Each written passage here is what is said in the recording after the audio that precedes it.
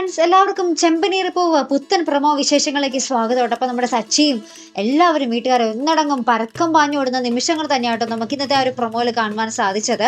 ആ ഒരു പൈസയ്ക്ക് വേണ്ടി 4 ലക്ഷം രൂപയാണല്ലോ നമ്മുടെ ഹോസ്പിറ്റലുകാർ പറഞ്ഞിരിക്കുന്നത്. 4 ലക്ഷത്തിലധികമാകും എന്നാട്ടോ പറഞ്ഞിരിക്കുന്നത്. അപ്പൊ നമ്മുടെ പലിശക്കാരൻ്റെ അടുത്ത് പോകുന്നുണ്ട്. അപ്പൊ പലിശക്കാരൻ സച്ചിയോട് ചോദിക്കുന്നുണ്ട്, നിനക്ക് സ്വന്തമായിട്ട് എന്തെങ്കിലും ഉണ്ടോടാ, ഞാൻ എന്ത് ഗ്യാരണ്ടിയിൽ പൈസ തരും എന്നൊക്കെ പറഞ്ഞ് അയാൾ കൈയൊടിയോ കേട്ടോ.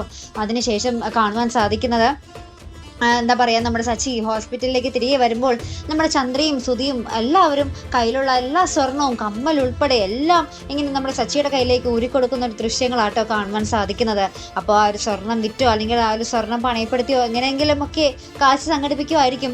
അപ്പുറത്ത് നമ്മുടെ രേവതി നമ്മുടെ സച്ചി കാണാതെ ഒളിഞ്ഞും മറിഞ്ഞൊക്കെ അവിടെ വരുന്നൊക്കെ ഉണ്ട്. നമ്മുടെ സച്ചിയുടെ മുന്നിലേക്ക് വരുന്നില്ല, അല്ലാതെ പക്ഷെ നമ്മുടെ ഹോസ്പിറ്റലിൽ തന്നെ തങ്ങി നിൽക്കുന്നുണ്ട്. നമ്മുടെ സച്ചിയെ കാണുമ്പോൾ നമ്മുടെ രേവതി ഒളിച്ചു നിൽക്കുന്നുണ്ട്. അങ്ങനത്തെ കുറച്ച് രംഗങ്ങളും നമുക്ക് കാണുവാൻ സാധിക്കുന്നുണ്ട്. അതിന് പിന്നാലെ നമ്മുടെ രേവതിയും അമ്മയും സഹോദരിയൊക്കെ കൂടെ ഒരു ദേവമാതയെ കാണാൻ വേണ്ടി പോകുന്ന രംഗങ്ങളും നമുക്ക് കാണുവാൻ സാധിക്കുന്നുണ്ട്. അപ്പൊ എന്തൊക്കെയായി തീരും, നമ്മുടെ രവീന്ദ്രൻ തിരികെ ജീവിതത്തിലേക്ക് വരുമോ, നമുക്ക് നോക്കി തന്നെ കാണാട്ടോ. അപ്പൊ ഇതുപോലുള്ള പ്രൊമോ റിവ്യൂസിനും എപ്പിസോഡ് റിവ്യൂസിനും ഒക്കെ നിങ്ങൾ മറക്കാതെ ചാനൽ സബ്സ്ക്രൈബ് ചെയ്യുക.